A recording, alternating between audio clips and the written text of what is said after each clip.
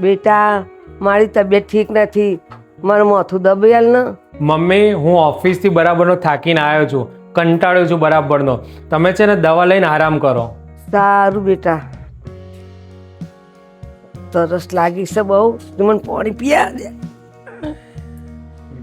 અરે રહેવા દો, તમે ઓફિસથી આવ્યા છો, થાકી ગયા છો, આરામ કરો. અરે ગોપી, મને થાક નથી લાગ્યો. ગોપી, અરે ગોપી, ખાવાનું તો બનાય, ભૂખ લાગી છે. હું છે ને થાકી ગઈ છું, મારે આરામ કરવો છે. તમને ભૂખ લાગે તો જાતે બનાવીને ખાઈ લો.